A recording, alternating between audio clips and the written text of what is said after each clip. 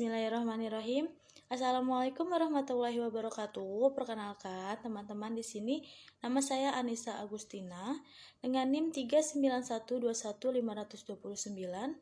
Di sini saya akan mengerjakan tugas UAS dari mata kuliah Interaksi Manusia dan Komputer. Di sini saya akan menjelaskan tentang notasi, dialog, dan desain. Notasi, dialog, dan desain. Pengertian dialog. Dialog dalam arti umum yaitu percakapan antara dua kelompok atau lebih. Sedangkan dialog dalam konteks perancangan user interface yaitu struktur dari percakapan antar user dan komputer. Pada IMK dan komputer, bahasa komputer dapat dibagi menjadi 3 tingkatan. Yang pertama ada leksikal, yang kedua sintaksis, yang ketiga semantik. Komputer dan dunia eksternal pada bahasa manusia ekuivalen dengan arti yang berasal dari partisipan dalam percakapan. Dialog manusia dan komputer pada umumnya berbeda dengan dialog antara manusia. Dialog dengan komputer biasanya terstruktur dan terbatas. Karakteristik dialog sistem komputer ada 4. Yang pertama, partisipan harus menyebutkan dialog dalam urutan yang jelas. Yang kedua, beberapa dialog telah ditetapkan sebelumnya. Yang ketiga, beberapa bagian tertentu dari dialog dilakukan secara bersamaan. Yang keempat, umumnya dialog berikutnya bergantung pada respon partisipan. Yang B adalah notasi desain dialog. Dalam desain dialog harus diperhatikan beberapa hal, yaitu yang pertama, rangkaian dialog mempresentasikan struktur tugas. Yang kedua, ada beberapa rangkaian dialog tambahan digunakan untuk user support, misalnya help system, tutorial system, dan rangkaian dialog diurutkan sesuai struktur tugas. C. Notasi diagramatik merupakan bentuk yang paling sering digunakan dalam desain dialog. Kelebihan dalam bentuk ini adalah memungkinkan desainer untuk melihat secara sekilas struktur dialog, sedangkan kelemahannya sulit untuk menjelaskan struktur dialog yang lebih luas dan kompleks. Ada 5 metode yang digunakan untuk notasi dramatik. Yang pertama ada state transition network. Selanjutnya ada contohnya. Yang pertama, lingkaran menggambarkan state dari sistem. Yang kedua, tanda panah yang terdapat antara state disebut juga transisi.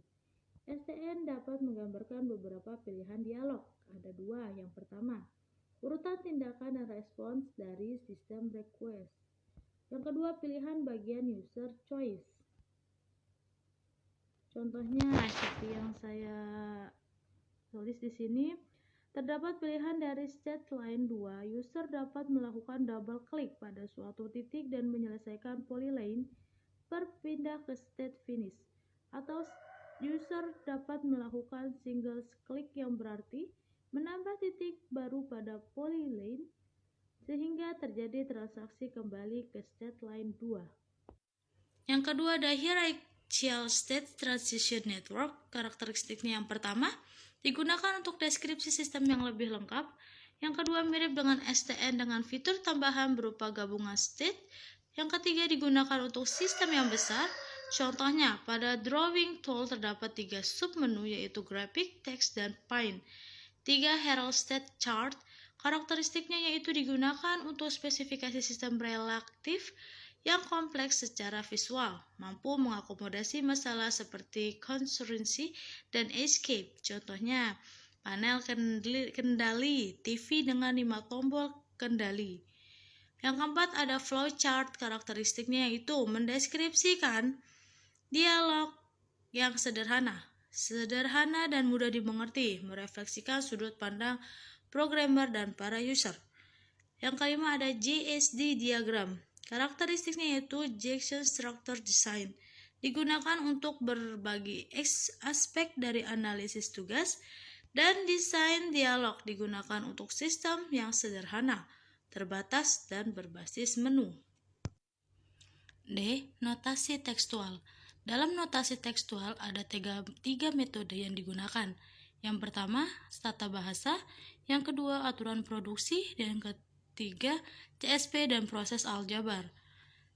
Tata bahasa mempunyai karakteristiknya. Yang pertama, regular expression banyak digunakan untuk mendeskripsikan kriteria pencarian tekstual yang kompleks.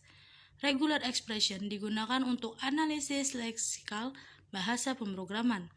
Regular expression dan BNF tidak digunakan untuk merepresentasikan konserensi dialog. Aturan produksi mempunyai karakteristiknya. Yang pertama, berorientasi pada event, baik untuk task paralel bukan task sequence. Yang ketiga, CSP dan proses aljabar digunakan untuk proses sekuensial urut pada natural legend based dan bersama-sama. Misalnya dalam penggunaan mouse, keyboard, dan draw menu secara bersama-sama. Selanjutnya semantik dialog. Biasanya struktur dialog bersifat sintaksis. Dialog semantik memberi tambahan catatan dialog formal mengenai arti suatu aksi dan user dibiarkan menginterpretasikan diri. Ada dua aspek dalam dialog aplikasikan dan user. Pendekatan yang dilakukan yang pertama, spesifikasi notasi semantik untuk special purpose berhubungan dengan bahasa pemrograman dengan menyertakan beberapa coding dalam notasi dialog. Yang ketiga berhubungan dengan spesifikasi notasi formal. Selanjutnya ada F, desain dan analisis dialog. Ada 3 pendekatan dalam perancangan dialog. Yang pertama, berfokus pada aksi user, apakah terspesifikasi dengan baik.